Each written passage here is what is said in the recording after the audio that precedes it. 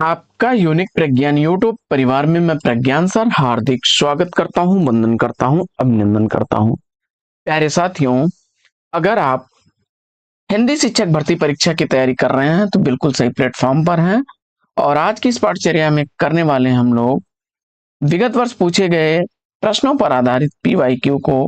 और इस पाठचर्या को प्रारंभ करें इससे पूर्व अगर वीडियो को पहली बार देख रहे हैं तो चैनल पर नए हैं तो कृपया चैनल को सब्सक्राइब, वीडियो को लाइक और शेयर करना बिल्कुल ना भूलें। तो बिना समय गंवाए प्रारंभ करेंगे पाठचर्या को और देखेंगे प्रैक्टिस सेट का आज का पहला प्रश्न। पहला प्रश्न है, इनमें से कौन सी बोली बिहारी हिंदी के अंतर्गत नहीं आती है? इसका आपको जवाब बताना है। तो आप जानते हैं मैथिली, मगही और भोजपुरी ये तीनों बिहारी हिंदी की बोलियां हैं। ये तीनों बिहारी हिंदी की बोलियां हैं, जबकि छत्तीसगढ़ी, अवधी और बघेली, छत्तीसगढ़ी, अवधी और बघेली ये बोलियां हैं पूर्वी हिंदी की। कंफ्यूजन अक्सर हो जाता है तो इसको याद रखिएगा, पूर्वी हिंदी की बोलियां हैं। पूर्वी हिंदी का जो विकास होता है वो अर्धमागधी अपभ्रंश से होता है। अर्धमागधी अपभ्रंश से पूर्वी हिंदी का विकास होता है, जबकि मागधी अपभ्रंश से, मागधी अपभ्रंश से विकास हुआ है बिहारी हिंदी का। सौरसेनी अपभ्रंश से विकास हुआ है पश्चिमी हिंदी का। पश्चिमी हिंदी, पश्चिमी हिंदी का विकास जो है वो सौरसेनी अपभ्रंश से हुआ है। सौरसेनी अपभ्रंश से पश्चिमी हिंदी का विकास होता है। पश्चिमी हिंदी के अंतर्गत आपकी ब्रज भाषा है, कन्नौजी है, खड़ी बोली है, बुंदेली है आदि आती हैं। बढ़ते हैं आगे और देखते हैं प्रश्न संख्या 2। दूसरा प्रश्न है कि संस्कृत का कोई भी शब्द मन चाहे ढंग से तोड़ मरोड़ कर तद्भव नहीं बनाया जा सकता। संस्कृत का कोई भी शब्द मनचाहे ढंग से तोड़ मरोड़ कर तद्भव नहीं बनाया जा सकता। यह विचार किस विद्वान का है? दिए गए विकल्पों में सही जवाब आपने चुना होगा रामविलास शर्मा जी को। रामविलास शर्मा ने जो है भक्ति आंदोलन को जातीय एवं जनवादी आंदोलन, जातीय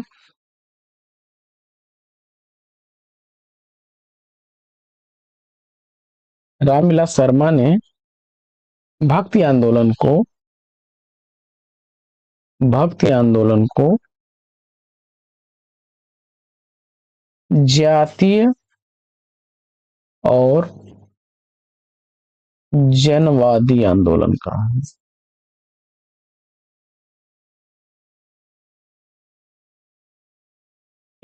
इनका चर्चित कथन है कि प्रेमचंद भारतीय जनता के, प्रेमचंद भारतीय जनता के उज्जवल भविष्य की पेशगी थी। उज्जवल भविष्य की पेशगी थी।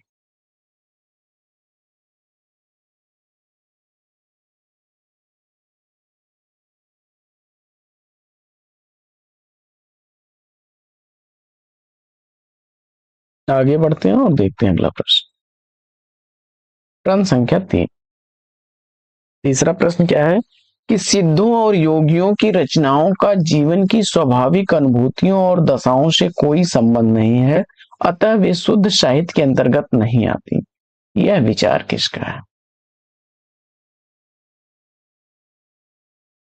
सिद्धों और योगियों की रचनाओं का जीवन की स्वाभाविक अनुभूतियों और दशाओं से कोई संबंध नहीं था, अतः वे शुद्ध साहित्य के अंतर्गत नहीं आती।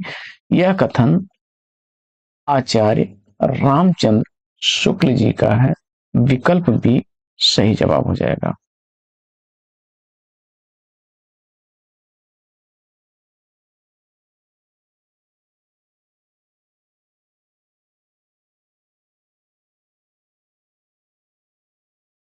अच्छा, इसके विरोध में जो है अ, आचार्य हजारी प्रसाद द्विवेदी ने इस मत का खंडन किया और वे लिखते हैं कि धार्मिक साहित्य मात्र होने से, धार्मिक साहित्य मात्र होने से कोई रचना साहित्य की कोटि से, कोई रचना साहित्य की कोट से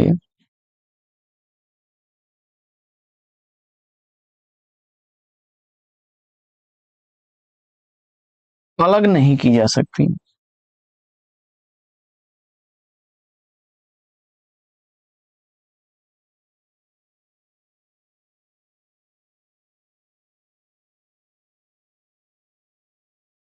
और यदि ऐसा समझा जाने लगा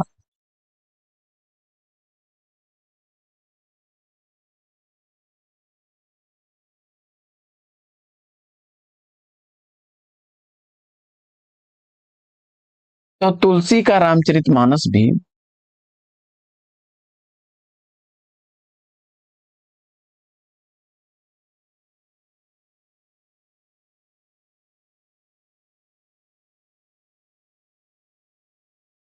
तुलसी का रामचरितमानस भी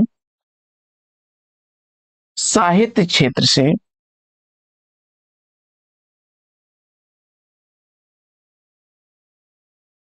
साहित्य क्षेत्र से अविवेच्य होगा।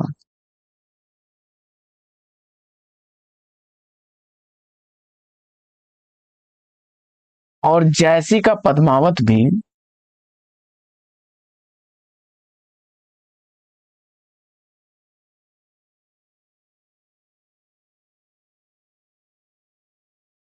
सीमा के भीतर नहीं घुस सकेगा।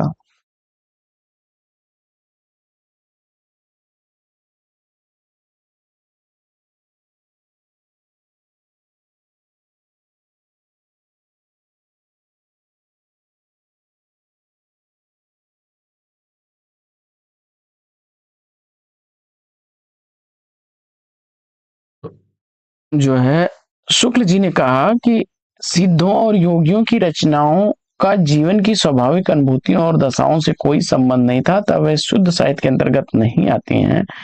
तो इस मत का खंडन करते हुए आचार्य हजारी प्रसाद द्विवेदी जी ने कहा कि धार्मिक साहित्य मात्र होने से कोई रचना साहित्य की कोट से अलग नहीं की जा सकती, और यदि ऐसा समझा जाने लगा तो तुलसी का रामचरितमानस और जैसी का पद्मावत भी इस सीमा क्षेत्र से बाहर हो जाए।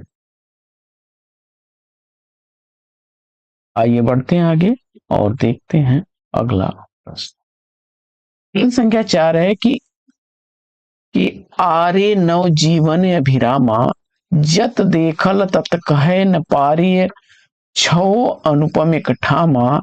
उक्त काव्य पंक्तियों में कवि क्या कहना चाहता है?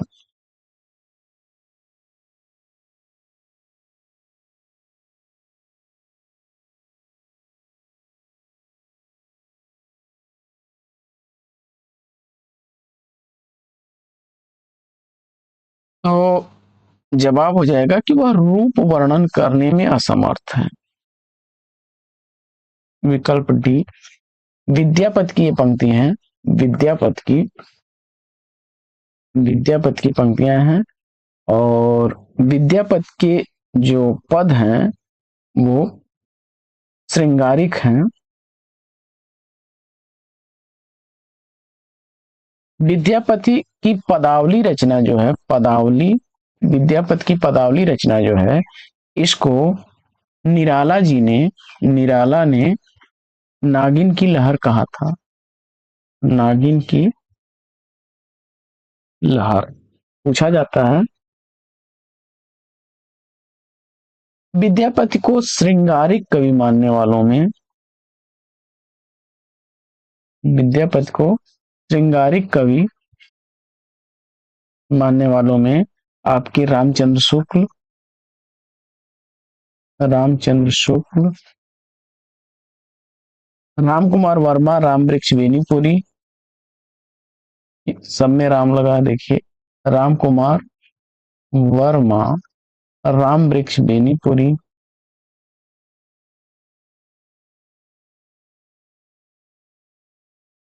ये लोग श्रृंगारी मानते हैं।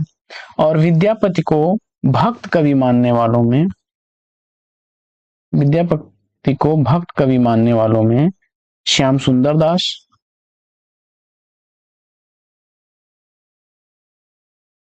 श्याम सुंदर दास, आचार्य हजारी प्रसाद द्विवेदी,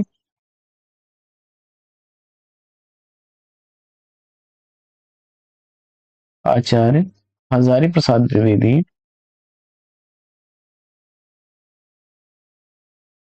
ये लोग भक्त कवि मानते हैं विद्यापति को। अगला प्रश्न है कि रस गगन गुफा में अजर झरे, अजपा सुमिरन जाप करे, उक्त पंक्तियों में प्रयुक्त गगन गुफा का अभिप्राय क्या है?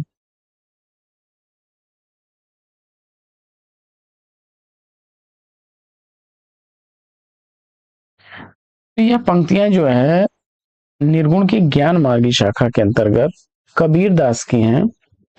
और यहाँ गगन गुफा शब्द का अभिप्राय आपसे पूछा जा रहा है।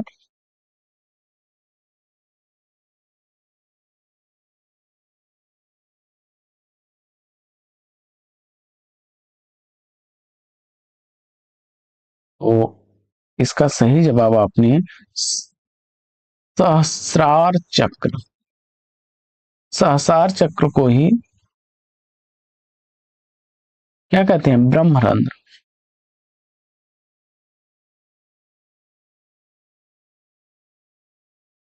ब्रह्मरंध्र भी कहते हैं।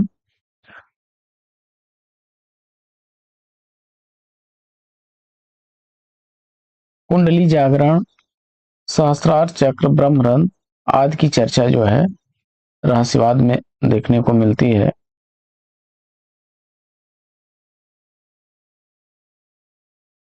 आगे बढ़ते हैं और देखते हैं प्रश्न संख्या 6।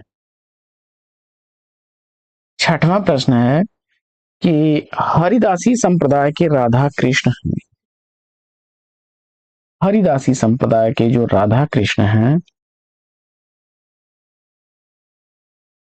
वह लोक निरपेक्ष हैं। बी विकल्प इस प्रश्न का सही जवाब हो जाएगा। हरिदासी संप्रदाय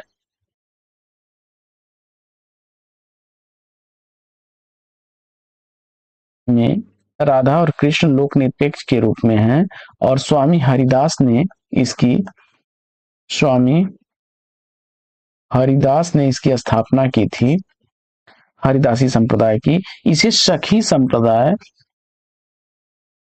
सखी संप्रदाय या टट्टी संप्रदाय के नाम से भी, टट्टी संप्रदाय के नाम से भी जाना जाता है।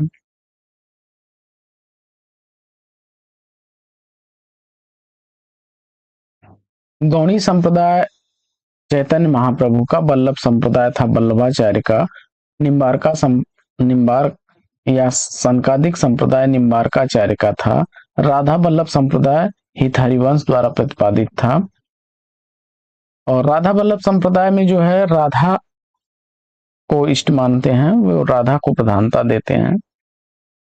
और गौणी संप्रदाय जो है उसमें जो है वियोग पक्ष की प्रधानता देखने को मिल जाती है।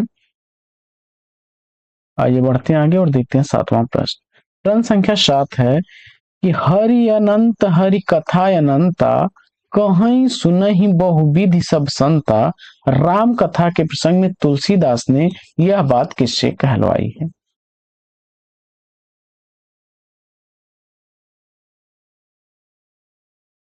हरि अनंत हरि कथा अनंता, कहीं सुनहि बहुविधि सब संता। यह पंक्ति जो है राम कथा में तुलसीदास ने किसके द्वारा कहा है, यह पूछा जा रहा है। तो जवाब में भगवान शिव, ए विकल्प को चुना आपने राइट आंसर।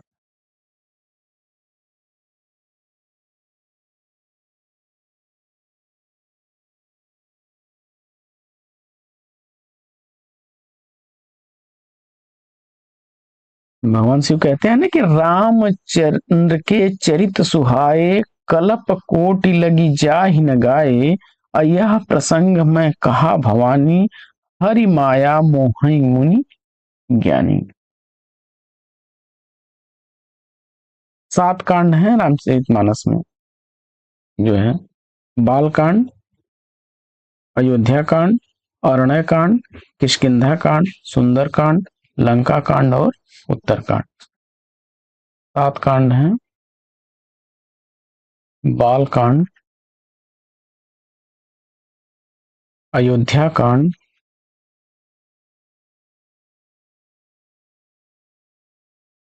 अरण्य कांड,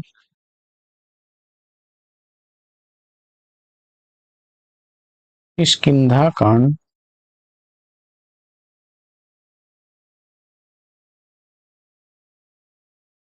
सुंदर कांड,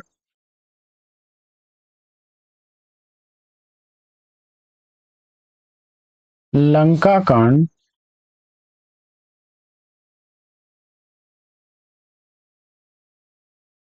और उत्तर कांड। बाल कांड में आप देखेंगे याज्ञवल्क मुनि और भारद्वाज का संबंध है, शिव पार्वती का जो है संवाद है। अयोध्या कांड में आप देखते हैं श्री राम सीता संवाद है, लक्ष्मण सुमित्रा संवाद है, श्री राम वाल्मीकि संवाद है, भरत कौशल्या संवाद है, भरत भारद्वाज का संवाद है और श्री राम भरत का संवाद है। किष्किंधा कांड में आप देखते हैं हनुमान जामोन का संवाद है, सुंदर कांड में सीता हनुमान का संवाद, श्री राम हनुमान संवाद। लंका कांड में आप देखेंगे तो अंगद रावण का संवाद काफी चर्चित है, और उत्तर कांड में आपका जो है काकभुसुंडी और गरुण जी का संवाद है, काकभुसुंडी और लोमस का भी संवाद उत्तर कांड में है। आगे बढ़ते हैं और देखते हैं 8वां प्रश्न, निम्नलिखित में से किस कवि ने सतसई की रचना नहीं की है? किस कवि ने सतसई की रचना नहीं की है? तो दिए गए विकल्पों में आचार्य चिंतामणि को चुना आपने, तो राइट आंसर है। मतीराम ने मतीराम सतसई से, अमीर दास ने ब्रज विलास, ब्रजराज विलास, ब्रजराज विलास, और राम सहाय की जो है राम सतसई है।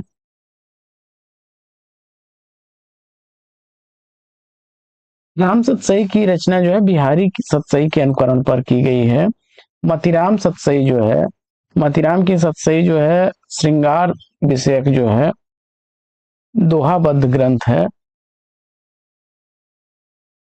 इसके अलावा वृंद की वृंद सतसई है, जिसमें यमक अलंकार सतसई भी कहा जाता है।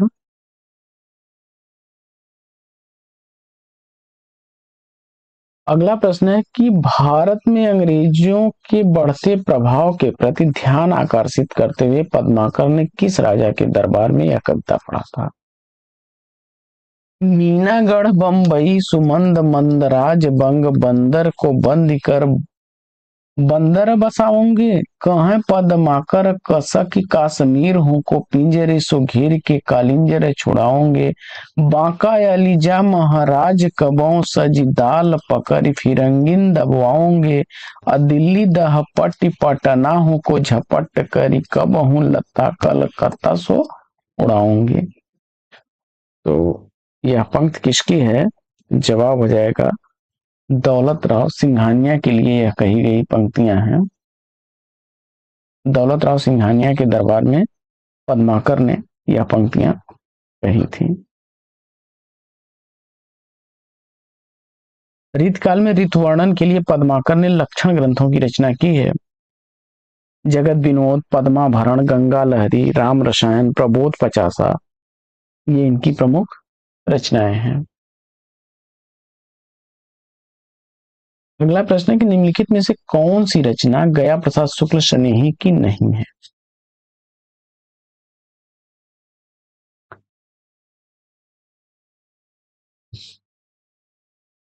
दिए गए विकल्पों में सेलेक्ट किया होगा आपने स्वप्न को। स्वप्न जो है यह राम नरेश त्रिपाठी की रचना है। स्वप्न राम नरेश त्रिपाठी की रचना है।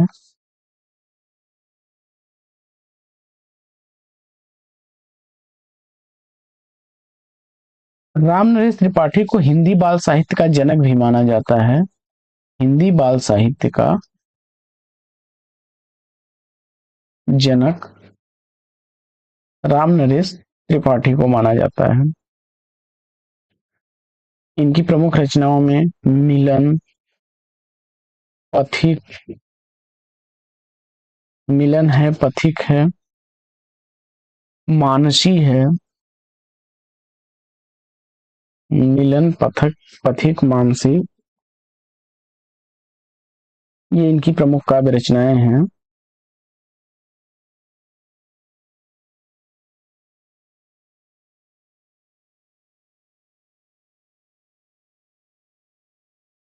अगला प्रश्न, प्रेम शतक के रचनाकार कौन है?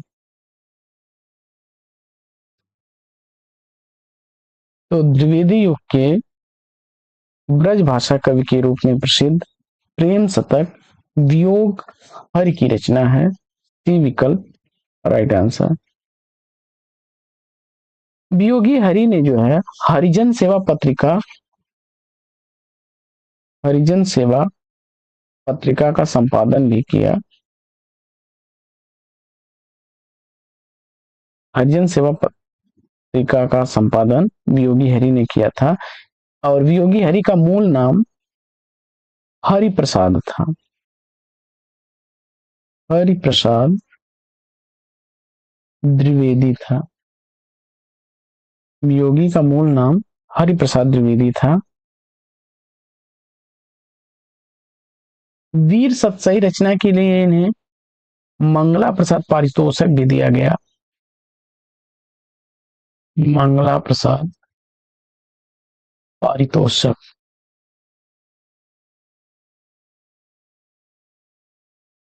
मंगला प्रसाद पारितोषिक दिया गया था वीर सतसई रचना के लिए।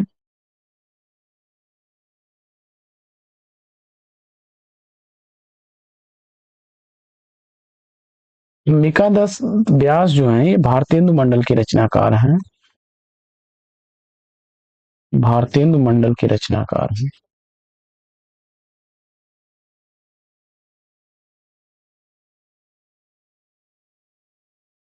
ललिता और गो संकट इनके नाटक ग्रंथ हैं। ललिता और गो संकट नाट्य रचनाएं हैं अंबिकादत्त व्यास की, अक्सर पूछी जाती हैं। दुलारी लाल भार्गव, इनकी रचना दुलारे दोहावली काफी पूछी जाने वाली रचना है।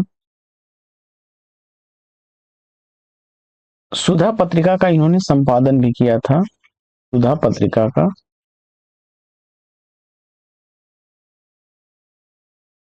और गंगा अवतरण, उद्धव शतक, हिंडोला, श्रृंगार रैली जैसी रचनाएं जगन्नाथ दास रत्नाकर की हैं। रत्नाकर जो है भक्तिकालीन आत्मा और रीतकालीन कलात्मा के समन्वयक कवि हैं। गिरते हैं आगे और देखते हैं अगला प्रश्न। अगला प्रश्न है कि हिंदी में ऋतु संहार के रचनाकार कौन है?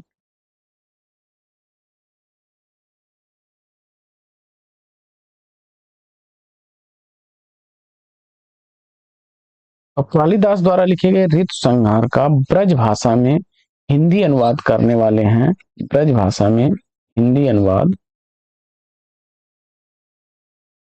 श्रीधर पाठक।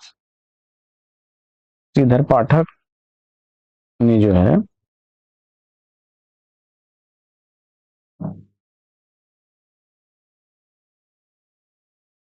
इनकी मौलिक रचनाओं में जगत सच्चाई सार श्रीधर पाठक की, कश्मीर सुषमा,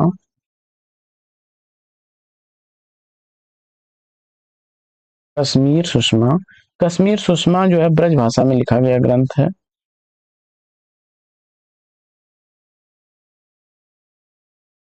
कश्मीर सुषमा ब्रज भाषा में लिखा गया ग्रंथ है।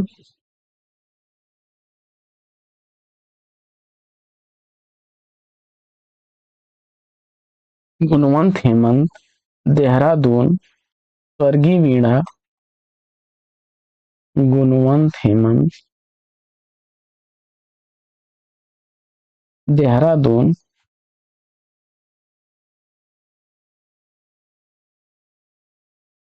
वन नाटक,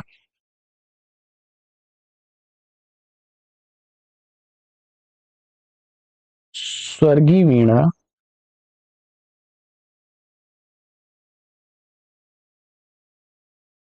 ये प्रमुख रचनाएं हैं इनकी, श्रीधर पाठक की। इन्होंने उजड़गाम नाम से द डिटर्जेंट विलेज का अनुवाद किया था, गोल्ड स्मिथ की रचना थी। और शांत पथिक नाम से द ट्रेवलर का अनुवाद इन्होंने किया था। द थाट ऑफ बार्बल का अनुवाद इन्होंने इजाबेला नाम से किया था।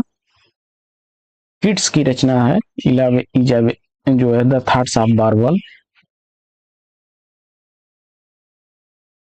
आगे बढ़ते हैं और देखते हैं अगला प्रश्न। अगला प्रश्न है कि मुरारी और नरगिस की के प्रेम पर आधारित उपन्यास कौन सा है? प्रश्न संख्या 13। जवाब में आपने सेलेक्ट किया है किसको? 1924 ईस्वी में लिखा गया चंद हसीनों के खतूत, पांडे बेचन शर्मा उग्र की रचना है। पांडे बेचन शर्मा उग्र की रचना है चंद हसीनों के खतूत। दिल्ली का दलाल,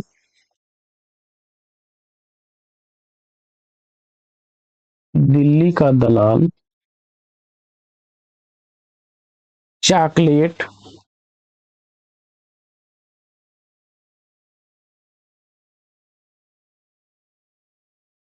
दिल्ली का दलाल, चॉकलेट, बुधवा की बेटी,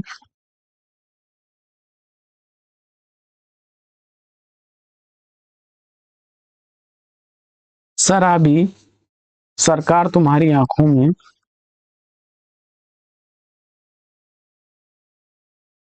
सरकार तुम्हारी आंखों में, मनुष्यानंद, मनुष्यानंद, शराबी आदि इनकी चर्चित रचनाएं हैं।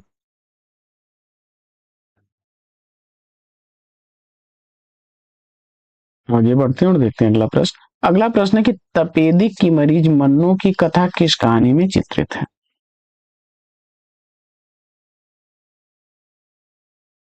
कृष्णा सोबती द्वारा लिखी गई, कृष्णा सोबती द्वारा लिखी गई रचना है बादलों के घेरे। बी विकल्प इसका राइट आंसर हो जाएगा। रवि मीरा बुआ उसके प्रमुख पात्र हैं मन्नू। सुहागिने यह रचना जो है मोहन राकेश की है, चर्चित कहानी है मोहन राकेश की।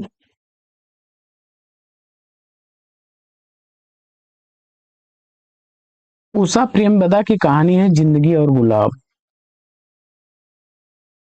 उषा प्रियमवदा की है जिंदगी और गुलाब। मैं हार गई, घुटन, तीसरा आदमी, नशा, यही सच है, ये सब मन्नू भंडारी की कहानियां हैं।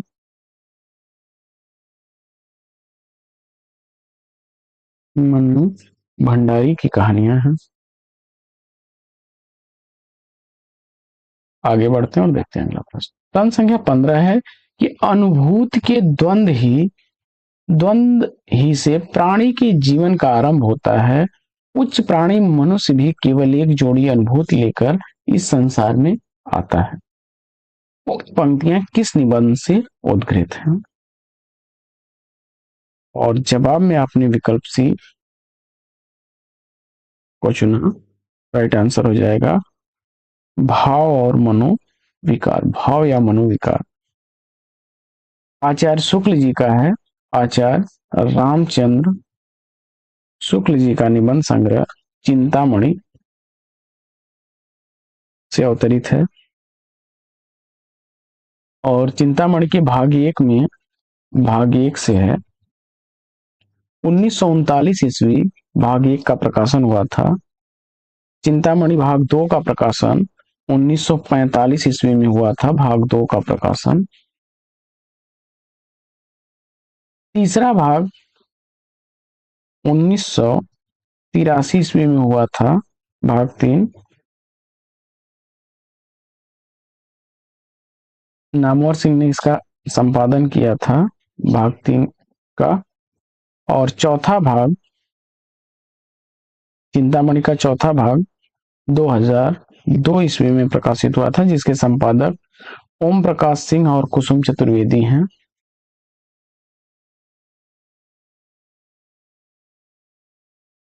बढ़ते हैं आगे और देखते हैं अगला प्रश्न। अगला प्रश्न है कि नारी का आकर्षण पुरुष को पुरुष बनाता है तो उसका आकर्षण उसे गौतम बुद्ध बनाता है, यह संवाद किस नाटक में?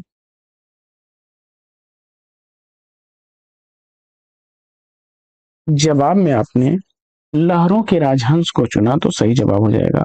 लहरों के राजहंस मोहन राकेश का चर्चित नाटक है, मोहन राकेश का लहरों के राजहंस चर्चित नाटक है, जिसका प्रकाशन वर्ष है लहरों के राजहंस का 1963 ईस्वी। इसके प्रमुख पात्रों में नंद है, अलका है, सुंदरी, निहारिका, ये प्रमुख पात्र हैं। शशांक है, भिक्षु आनंद है, शशांक, भिक्षु आनंद,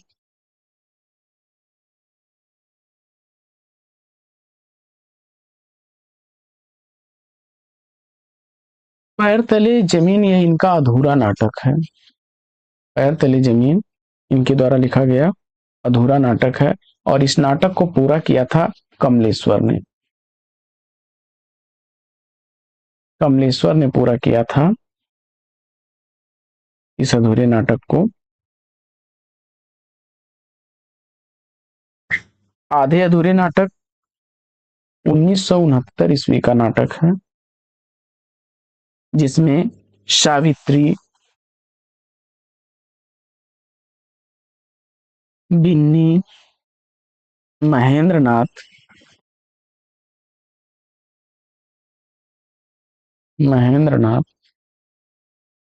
जगमोहन, जुनेजा, मनोज, जुनेजा, जगमोहन, ये प्रमुख पात्र हैं इसके आधे अधूरे के। और आषाढ़ का एक दिन, आषाढ़ का एक दिन जो है, इसमें अंबिका, मल्लिका, अंबिका, मल्लिका, कालिदास,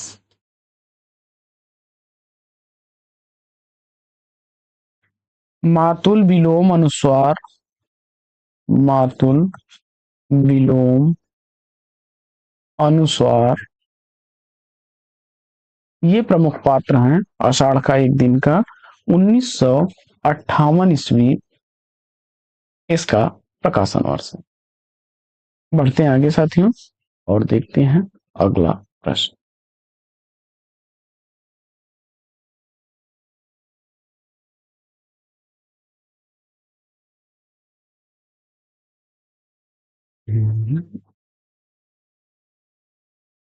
अगला प्रश्न है, वट वृक्ष की छाया में किस लेखक द्वारा किसकी स्मृति को सुरक्षित करने के लिए लिखी गई रचना है?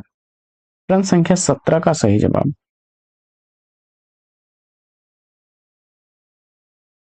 वट वृक्ष की छाया में किस लेखक द्वारा किसकी स्मृति को सुरक्षित करने के लिए लिखी गई रचना है? तो यह जीवनी विधा की रचना है, अमृतलाल नागर की जीवनी है।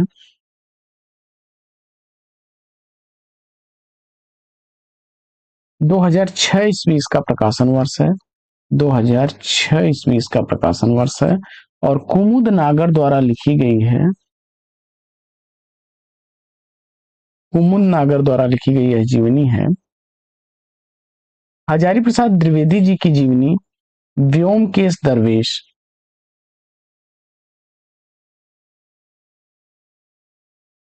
हजारी प्रसाद द्विवेदी जी को केंद्र में रख के लिखी गई जीवनी है विश्वनाथ त्रिपाठी की। विश्वनाथ त्रिपाठी की। और इस जीवनी का प्रकाशन वर्ष 2011 ईस्वी है। अमृत राय ने लिखी है जीवनी मुंशी प्रेमचंद की कलम का सिपाही।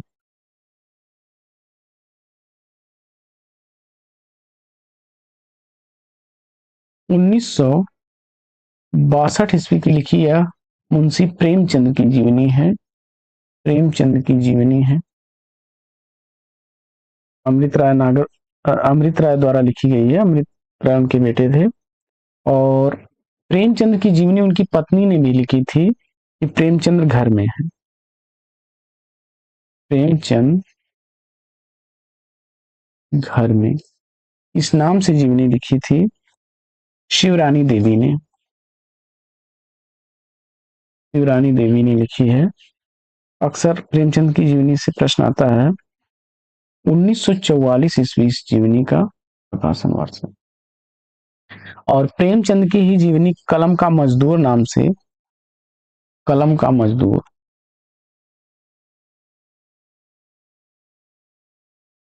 कलम का मजदूर नाम से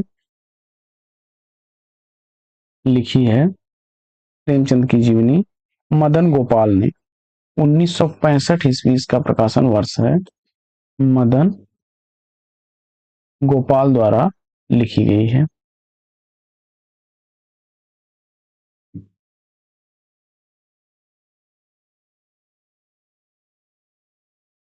बढ़ते हैं आगे और देखते हैं। अगला प्रश्न है कि राही मासूम रजा के द्वारा रचित उपन्यास कौन सा नहीं।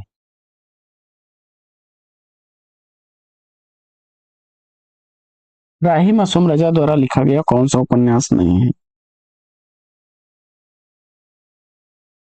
1988 ईस्वी का प्रकाशित समर शेष उपन्यास राही मासूम रजा का नहीं है। यह विवेकी राय का है। विवेकी राय का है। इसके अलावा राही मासूम रजा के उपन्यासों में आधा गांव,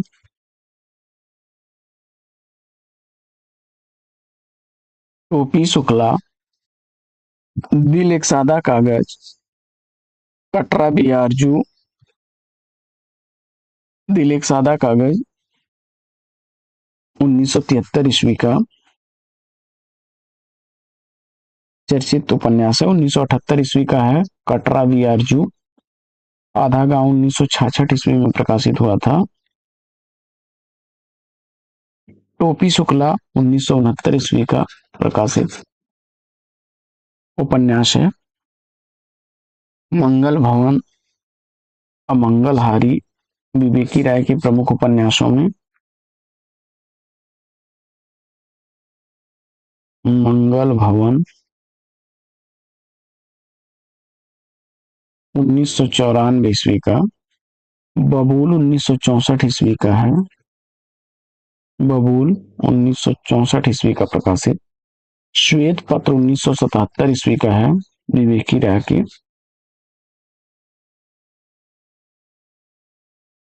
विवेकी राय के उपन्यास हैं। श्वेत पत्र 1977 ईस्वी का प्रकाशित। नमामि ग्रामम,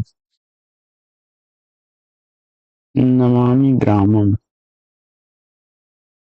1997 ईस्वी का प्रकाशित। देहरी के पार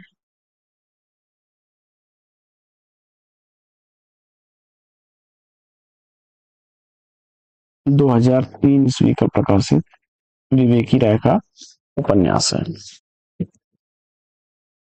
आगे बढ़ते हैं और देखते हैं अगला प्रश्न। अगला प्रश्न है कि भक्ति के आंदोलन की जो लहर दक्षिण से आई थी, उसी ने उत्तर भारत की परिस्थिति के अनुरूप हिंदू मुसलमान दोनों के लिए एक सामान्य भक्ति मार्ग की भावना कुछ लोगों में जगाई। यह कथन किसका है? प्रश्न संख्या 19, भक्ति आंदोलन की जो लहर दक्षिण से आई थी, उसी ने उत्तर भारत की परिस्थिति के अनुरूप हिंदू मुसलमान दोनों के लिए एक सामान्य भक्ति मार्ग की भावना कुछ लोगों में जगाई। यह कथन किसका है? 19वें प्रश्न का सही जवाब आपने आचार्य रामचंद्र शुक्ल जी को चुना, तो विकल्प ए राइट आंसर हो जाएगा। हजारी प्रसाद द्विवेदी जी कहते हैं कि अगर इस्लाम नहीं आया होता तो भी साहित्य का 12 आना वैसा ही होता जैसा आज है। भक्ति आंदोलन को वे भारतीय चिंतन धारा का स्वाभाविक विकास मानते हैं। भारतीय चिंतन धारा का स्वाभाविक विकास मानते हैं आचार्य हजारी प्रसाद द्विवेदी जी।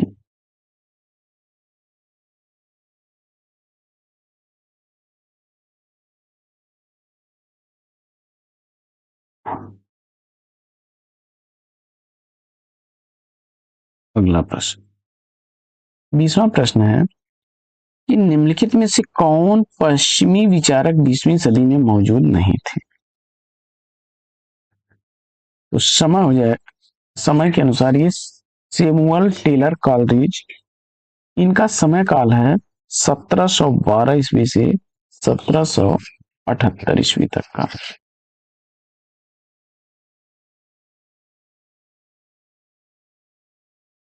ये रिचर्ड्स महोदय, ये 1893 से 1979 ईस्वी तक थे, और वेने देते क्रोचे महोदय 1866 से 1952 तक।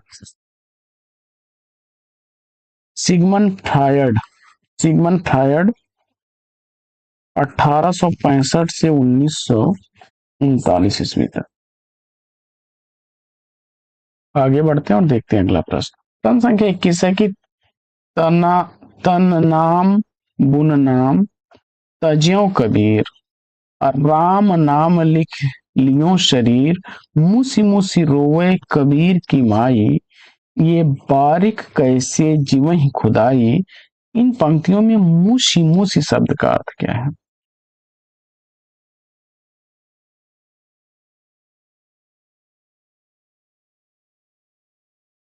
मुसी मुसी रोना यानी मन ही मन रोना अथवा शीशक शीशक कर रोना।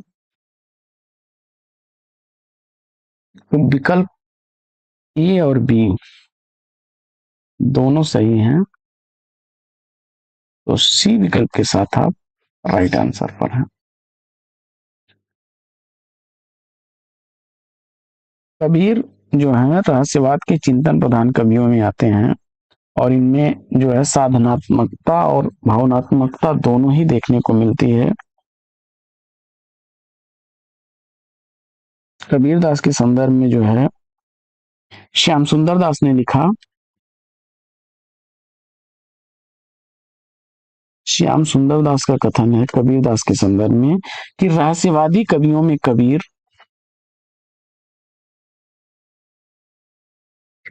रहस्यवादी कवियों में कबीर,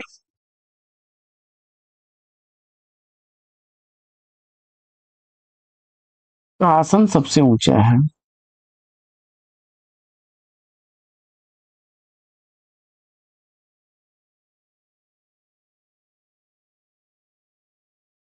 आसन सबसे ऊंचा है।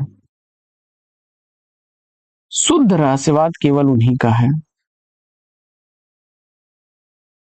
शुद्ध रहस्यवाद केवल उन्हीं का है।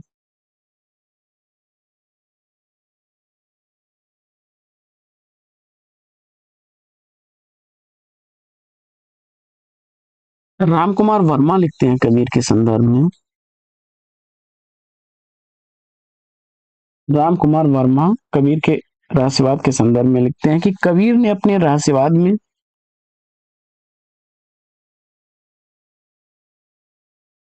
कबीर ने अपने रहस्यवाद में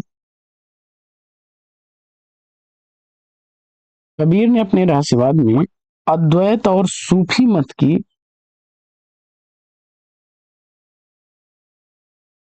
अद्वैत और सूफी मत की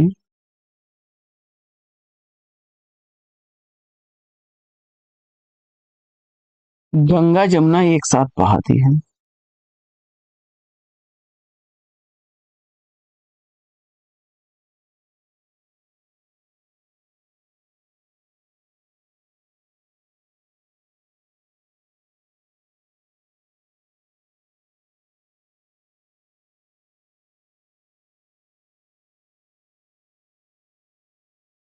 बढ़ते हैं आगे और देखते हैं अगला प्रश्न। प्रश्न संख्या 22 है कि इंद्री का लड़बड़ा, जिह्वा का फूहड़ा, काच का जति, मुख का सती, जो सतपुरुष उत्तमो कथी। गोरखनाथ के देश से सच्चा साधक कौन।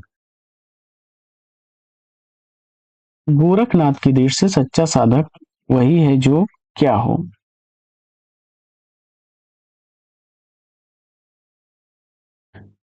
तो जो संयमी हो और इंद्रियों का दमन करने वाला हो।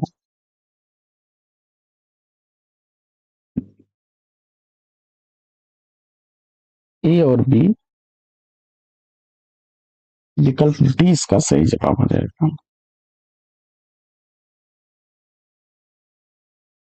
हठ योग का प्रवर्तक गोरखनाथ को माना जाता है। गोरखनाथ को हठ योग का प्रवर्तक माना जाता है। हठ योग के प्रवर्तक माने जाते हैं गोरखनाथ। और हजारी प्रसाद द्विवेदी, आचार्य हजारी प्रसाद द्विवेदी,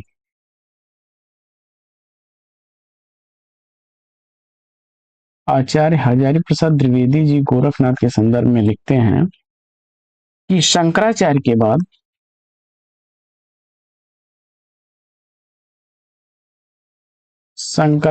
के बाद इतना प्रभावशाली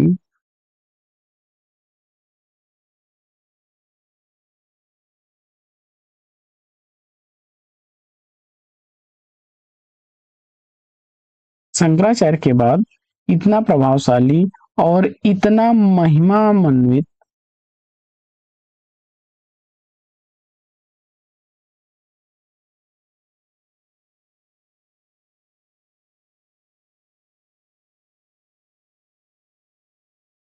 भारतवर्ष में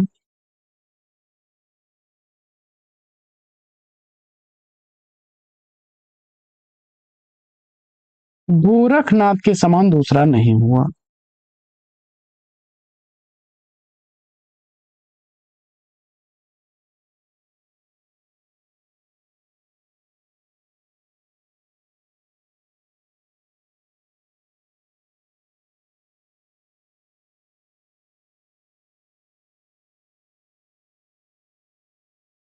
अगला प्रश्न है कि श्याम विनोदी रे मधुबनिया, अब हरि गोकुल काहे को आवहि, नाचत नव यौवनिया, सूरदास प्रभु तजी कामरी, अब हरि भय चिकनिया।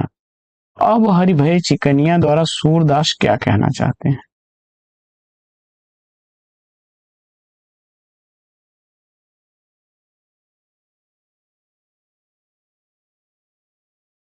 तो चिकनिया यानी छैले हो गए हैं,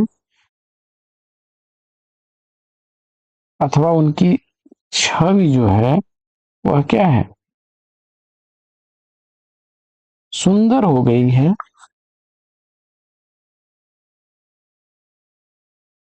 चिकना, चिकना यानी सुंदर। तो सी और डी राइट आंसर बनेगा। बढ़ते हैं आगे और देखते हैं अगला प्रश्न। अगला प्रश्न है कि यूं ही मन में रो मेरे काम को न रहो माई, श्याम रंग होए करि सन्मायो। श्याम रंग में उक्त काव्य पंक्तियों में कोई गोपी या भक्त क्या कहना चाहता है।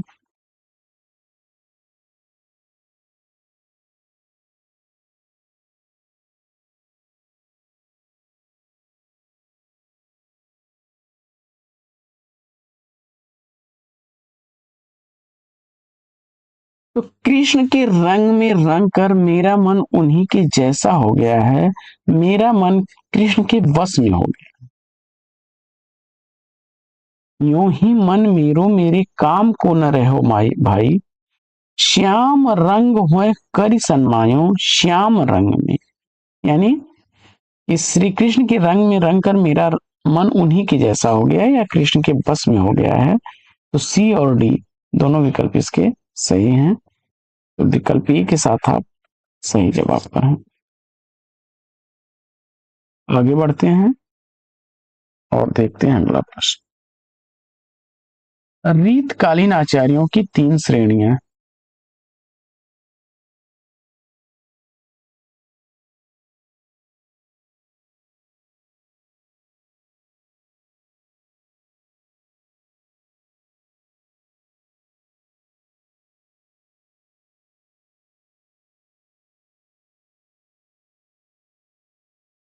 तो इसमें उद्भावक आचार्य, व्याख्याता आचार्य और कवि शिक्षक, ये 3 श्रेणियां रीतकालीन आचार्यों की हैं। उद्भावक आचार्य जो होते हैं वे नवीन सिद्धांतों को नवीन सिद्धांत देते हैं, नवीन सिद्धांतों का प्रतिपादन करते हैं। और जो व्याख्याता आचार्य होते हैं वो स्थापित मत की व्याख्या करते हैं। और कवि शिक्षक जो होते हैं वे काव्य शास्त्र को सरस रूप में प्रस्तुत करते हैं। 3 श्रेणियां आपकी जो हैं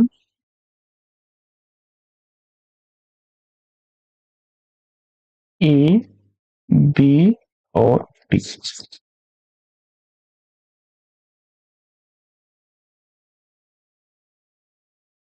विकल्प सी के साथ आप सही जवाब पाएं। तो साथियों, आज का प्रैक्टिस सेट कैसा लगा कमेंट्स करके जरूर बताइए। आज के इस प्रैक्टिस सेट में लेंगे यहीं पर विराम, फिर मिलेंगे आपसे अगले वीडियो में। तब तक के लिए लेंगे आपसे विदा। आपका जीवन मंगलमय, बेस्ट विशेष, बेस्ट ऑफ लक। जय हिंद साथियों।